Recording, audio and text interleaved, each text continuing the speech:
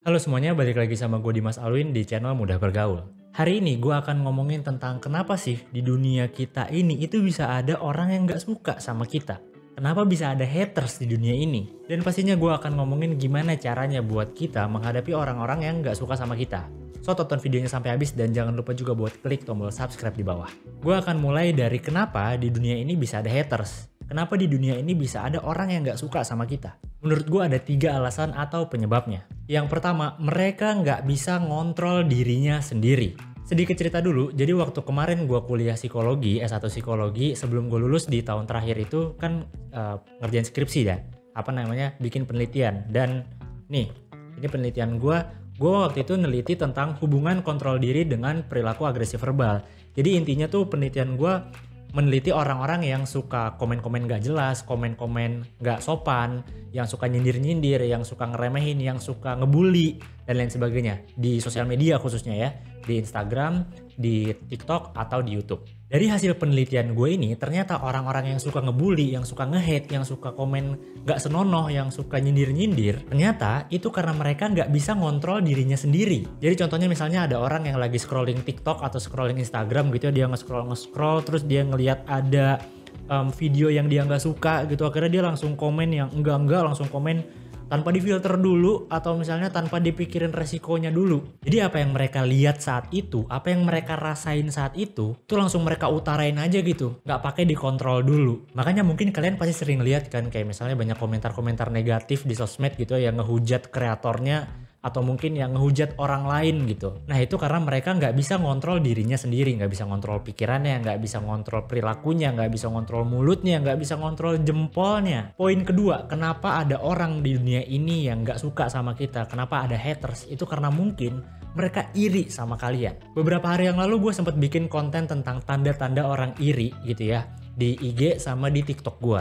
Intinya iri itu adalah kondisi ketika orang lain itu nggak suka atau nggak seneng ketika mereka ngelihat kita itu punya pencapaian atau kita itu punya prestasi. Ya bisa dibilang mereka merasa cemburu atau mereka merasa tersaingi karena kehidupan kita sama apa yang kita punya. Nah menurut gue dari sini bisa disimpulin nih, kenapa ada orang yang nggak suka sama kita di hidup gitu ya, itu bisa jadi karena mereka lagi iri sama kita. Contohnya gini, misalnya gue habis beli motor dengan hasil kerja keras gue, terus karena gue seneng, karena gue bahagia, akhirnya gue post di sosial media gue atau gue storyin gitu. Nah biasanya suka ada tuh orang-orang yang nge-reply kayak misalnya gitu aja bangga, iyalah baru segitu doang, dan lain sebagainya. Nah yang begini-gini tuh, yang haters yang nyindir-nyindir gini tuh biasanya mereka tuh iri biasanya. Nah kalian pernah nggak dapat omongan-omongan kayak gini dari orang lain gitu, atau bahkan kalian yang pernah begitu ke orang lain?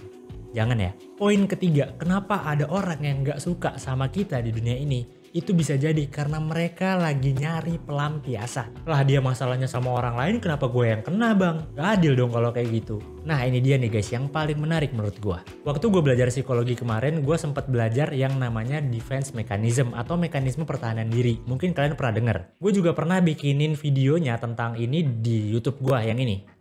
Kalau belum nonton, coba nonton deh. Mekanisme pertahanan diri ini dipakai kalau misalnya orang itu lagi cemas atau lagi ngerasa tertekan. Dan menurut gua, setiap orang itu pasti punya mekanisme pertahanan dirinya masing-masing. Nah, salah satu jenis dari mekanisme pertahanan diri ini ada yang namanya displacement atau pengalihan. Ya kalau bahasa simpelnya sih pelampiasan. Jadi kalau misalnya ada orang yang nggak suka sama kalian, yang suka nyindir-nyindir, yang suka ngebully, yang suka nyari-nyari kesalahan kalian, mungkin aja karena mereka sebenarnya lagi ada masalah dalam hidupnya sendiri. Akhirnya karena mungkin dia nggak bisa nyelesain masalah dalam hidupnya, akhirnya dia nyari pelampiasan atau mungkin nyari tumbal atau mungkin nyari samsak. Kalian tahu samsak nggak yang ini nih?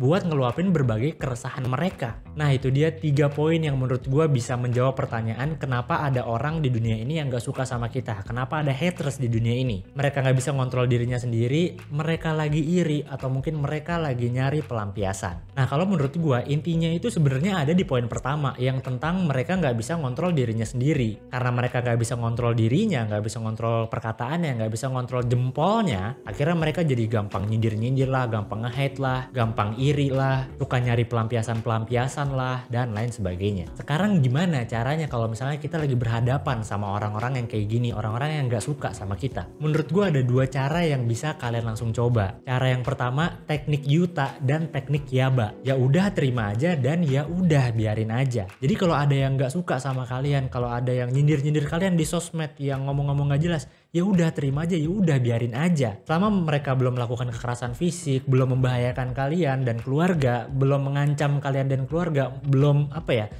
nggak sampai mencemarkan nama baik kalian, ya udah biarin aja, ya udah terima aja. Karena memang ingat pada dasarnya kita nggak bisa menyenangkan semua orang, dan kita pun dan kalian pun nggak mungkin suka sama semua orang.